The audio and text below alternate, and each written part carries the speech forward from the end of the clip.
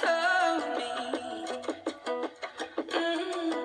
You told me you were ready for the big one, for the big jump. I'd be your last love, everlasting, you and me. That was what you told me. I'm giving you up, I've forgiven it all. Yes, the new album. No, I'm not Adele. Hello? Yeah. Quickly and yes, I downloaded it today.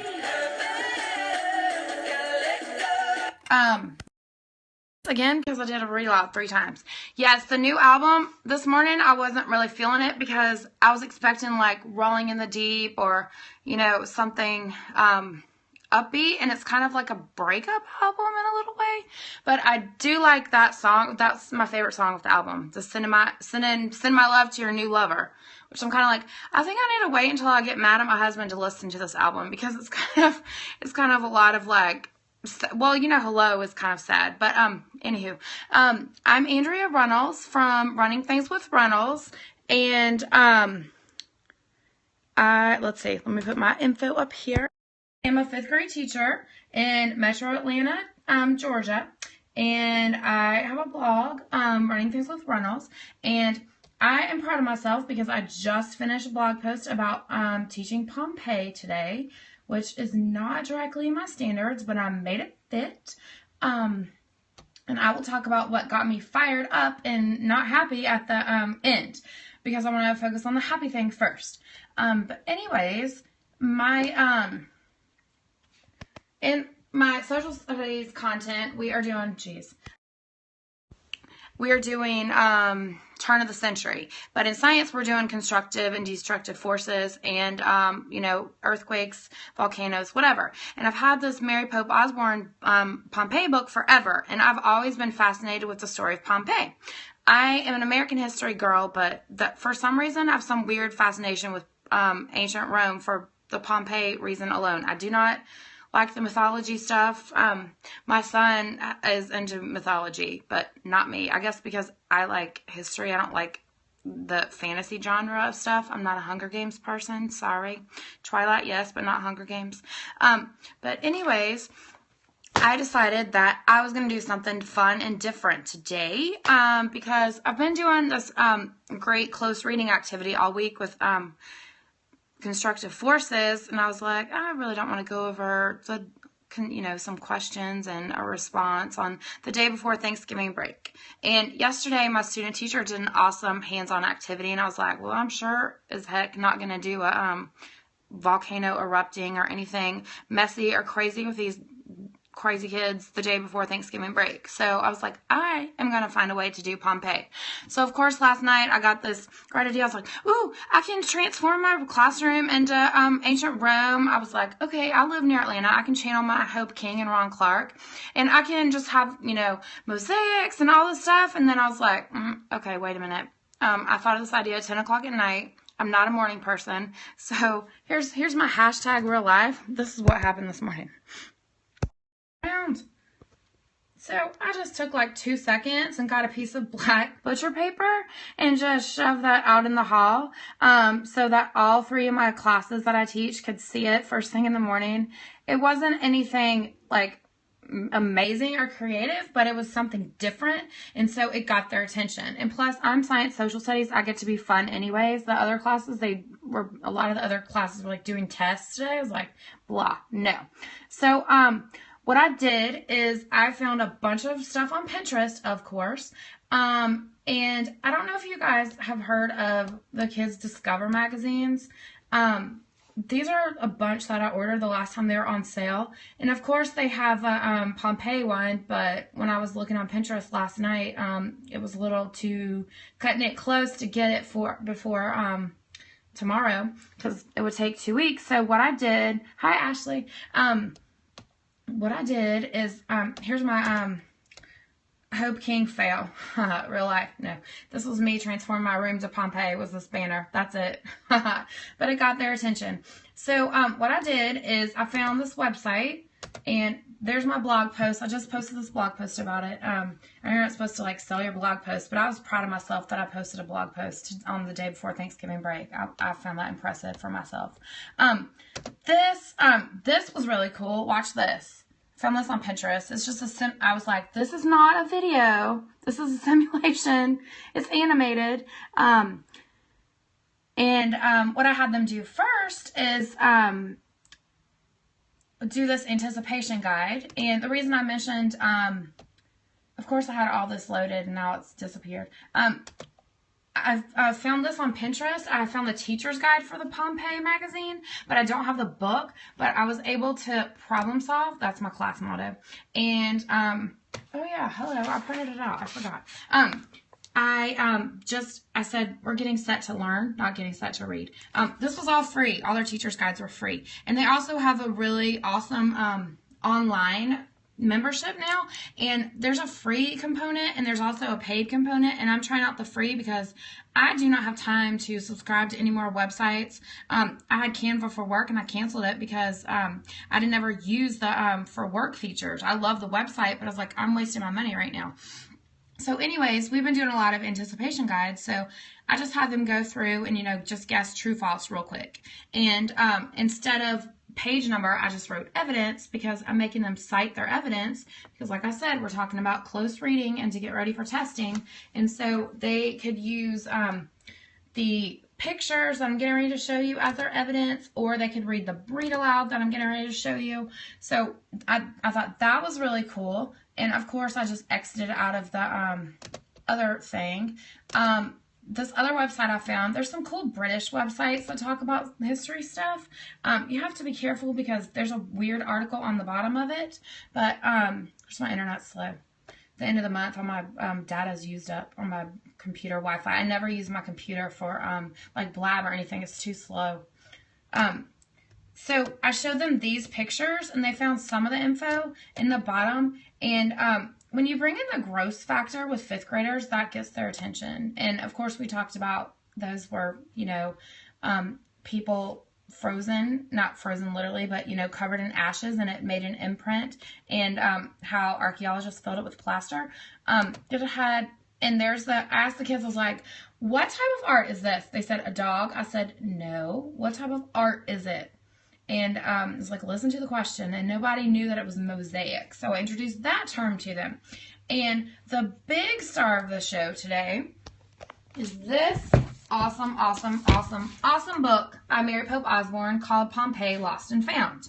And what I love about it is the illustrations. Because if you'll notice, it says frescoes by Bonnie Christensen, not illustrated by. And the illustrator for this book, Lord, I just spit on the screen. The illustrator for this book took a really unique approach, and all of the pages are illustrated with with paintings, because they would have had these type of paintings on the walls in Pompeii.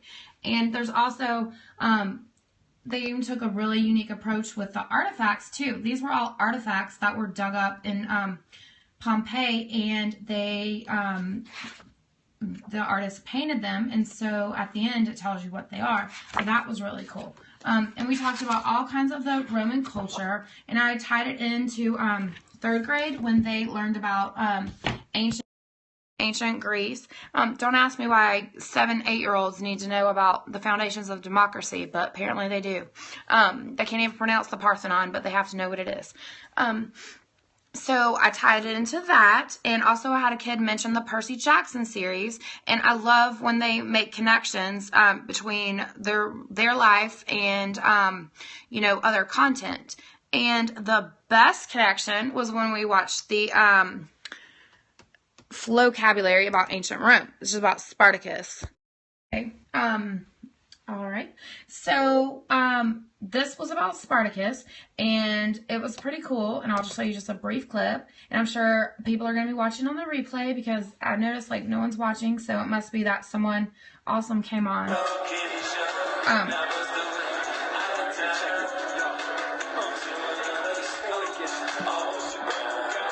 that's Spartacus. I've got my iTunes is on there. So that was really cool. And of course, that's not at all in my curriculum, but I was tying it into science, but I love social studies. So we talk about the Civil War in social studies, and we talked about Nat Turner, who led a slave rebellion. And one of the kids was like, I made a connection during the clip. Me too, love vocabulary. He said, that reminded me of Nat Turner, and I was like, oh, hallelujah. I was like, that was brilliant. I said I was thinking the same thing during the clip. Hi. Okay. Thank you. Like I said, a long time ago, I gave up on the fact that I was going to have like 500 people watching me. But I'm glad you're here. And I watched your replay earlier, Tania.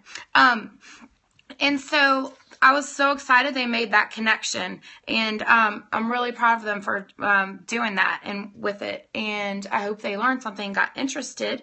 And then I had them do the after section, and I also had them just look at a passage about volcanoes from ReadWorks. And I don't know why I haven't used readworks.org before this year, because it's free. And it has, oh my gosh, Spartacus has come back to haunt us, I think. And I told them they couldn't watch that unless they were certified and licensed to watch it, so they had to behave. I said they had to learn about everything first. So just readworks.org. I'm sure most everyone knows about that, but it's one of those things. It's like I knew about it, but I just never had time to go on it. So definitely, it's got free stuff for science, social studies, and it's novel units, all kinds of stuff. It's awesome. And so I did that. And then also on that teacher's guide I found for free from Kids Discover, there's a crossword puzzle. And this crossword puzzle was cool because it has the answers at the top. And even my ELL kids were able to do it, because I was like, let me tell you a secret. I was like, count the boxes.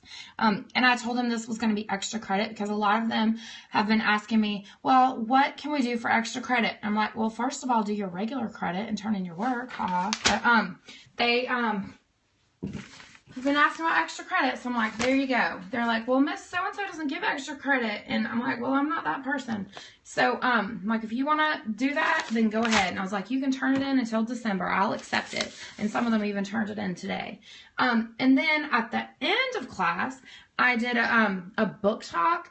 I haven't done a novel read aloud with my class this year, because I have 3 different classes, and I was like, I don't know how I'm going to fit in 3 different read alouds, because I can totally lose my voice today after reading the Pompeii book 3 different times, but it was worth it. And so I have this book, this I Survived. I love these books. I went to a Scholastic warehouse sale last year in Lawrenceville nearby, and I picked up a bunch of the I Survived. And there's actually an I Survived Pompeii one that one of my kids had read, so I was really excited about that. And I'm going to read this out loud to all 3 classes, because it ties into our social studies time period too. So I just read the back and kind of did, a commercial. We talked about suspense. So I was like incorporating science, social studies, literacy, art. I was so proud of myself today. And of course, our principal walks in, and we had a principal for the day today. It was one of those things where she sent out an email. She was like, if you want your class to be featured or doing a lesson, we'll come by and visit. And of course, I never reply yes to any of those. No. But she walked in because, like I said, I had that sign out in the hall to get the attention of my kids. Well, it got other people's attention too. And so she walked in, and luckily I was doing something cool, and I was like, I'm proud of myself. I was doing a literacy lesson, and it was fun at the same time. And she has actually been to Mount Vesuvius, and she has pictures, and she's going to bring them after the break. Okay, one quick thing right now about today that really broke my heart and really upset me and really had me go off on a child for a reason and made them cry, and they deserve to cry. Because sometimes I think maybe it's a Southern girl in me, I don't know. But anyways, I did also show the weekend wrap on vocabulary today, and it's all about the Paris attacks, because my first class asked me, and I was like, okay, we'll watch it. And a couple of kids have been like, have you heard about it, blah, blah, blah, but no one's really known what it's about. And the vocabulary of the week in rap today, it explains it so in a way that I understood what was going on after we watched it. I mean, just for real, just saying. And so I have a few students from Asia. I have one from, let's see, one from Bosnia and one, or Europe, Asia, that area. I don't want to be an idiot with my geography. And I have one from Iraq. And I had his cousin last year, and last year when I had her, she told me about how she had been at experiences where people had treated her badly because she's from Iraq. And so imagine my shock when we're walking out the door to change classes, and my student teacher said, so-and-so just accused this other person of being a terrorist because I was like, excuse me? And I lost it. I went out and I was like, they had already gone out in the hall, and it was what really broke my heart was my student teachers from her family is from Pakistan. And she said, I've been living with this my whole life. And I was just like, no, I'm not going to have this. And so the other student, who is not from, she's not from that culture, she said, I didn't know it was wrong. And I was like, wait a minute. I said, did you call him a terrorist because he's Muslim? And she said, first she tried to lie about it, and then she was like, and then she started crying. I was like, you did. You're guilty. Face it, girl. You're guilty. And then she started saying, well, and she wasn't not remorseful in the slightest bit. And I was like, do you realize you're being racist? I go into the race stuff, and I don't tolerate it. And teaching tolerance is a wonderful tool to use. I don't need any help with my little soapboxes, but it's a great website for cultural diversity.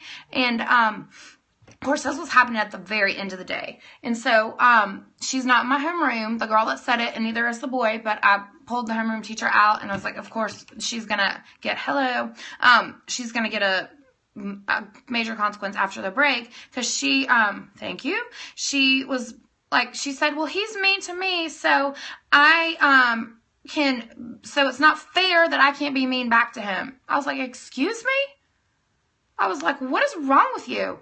It's not fair that you can't be racist to someone. I was like, what he does, I was like, okay, honestly, I was like, it's just annoying. He's annoying to you sometimes. He doesn't say anything mean about your culture. And she didn't get it. And I just like, I asked him, I was like, how did that make you feel? And he was like, really sad. And I was just like, my heart was just breaking because I can't relate to being I can relate to being made fun of for having red hair, but nobody's going after Irish people anytime recently. So it just broke my heart, and that my student teacher, who I adore, like I said, she's from Pakistan, and that another kid had said that in front of her, and this just really made me mad. So just keep in mind when you're talking about if you do talk about the Paris attacks, or if you ever do class meetings or talk about cultural appreciation, you don't just cover, Hispanic Heritage Month. That's wonderful, and we talk about that. There's also Black History Month, which is great, and I make sure to talk about Native Americans, too, and also talk about treating people from Iraq and from that area of the world with respect and not just judging them because if someone has a turban doesn't mean they're a terrorist. And kids need to be aware of that, and they need to know that saying someone is a terrorist because their family is from Iraq is racist and it's not acceptable. And I think I was said she knew, and the thing is, what bothered, I would have been okay with it if she would have said, I didn't realize, but her defense was she should be able to be mean to him because he annoys her. And that's just ridiculous. And I didn't want to end my day that way, but of course I couldn't let it slide. I was like, I had steam coming out of my ears, just like Mount Vesuvius when I walked out of that room. But anyways, thank you for listening to me rant. Like I said, I wanted to start out with the positive. So my cool thing I did with Pompeii, and said it's teachingtolerance.org. And I probably, on my blog, I have a whole tab for empowering English language learners because I'm ESOL endorsed, and that was my first passion other than, and now I'm doing the gifted. But I have, it is on, sure it's on here. This is not a pretty post. It's just, I straight up copied and pasted all my ESOL links right here. So it's on here. I'm sure it is. Teaching Tolerance. So this is just a bazillion different ESOL sites that you can use. I mean, the great thing about that is a lot of them work for all learners. I'm sure it's on here. It's teaching tolerance. Like I said, if you want to find access to the Mount Vesuvius, you're welcome, Mount Vesuvius stuff, or if you just want to read my blog, which would be great. I'm not advertising a product, just what I did in class today. I would appreciate it. And what was cool was when we were changing classes, I had been drafting my post during their specials time, which when they were gone to music. And when I got back, I actually had it left up on the screen, and one of the kids was like, Miss Reynolds, I really like how you start that. And so it's been really neat to use my blog as a teaching tool about, putting voice into stuff. Even like one post I just listed social studies websites, and I talked about how I put my personality into it. So that's a cool thing about having a blog, is you can use it as a teaching tool. And I encourage them to read my posts. And they all want to follow me on Instagram, which is a whole different story. But anyways, like I said, this is my contact info, and thank you for watching. And I look forward to having the whole Thanksgiving break to, I know I kind of find it flattering to have the whole Thanksgiving break to spend on social media and spend with my family. My 6-year-old stepson is here for the week, so I'm sure we're going to be exhausted. He's not quite as exhausted as he used to be. So happy Thanksgiving break, everyone, and I'm sure I will see you in other broadcasts and probably the Blab if I'm still awake at 10 tonight.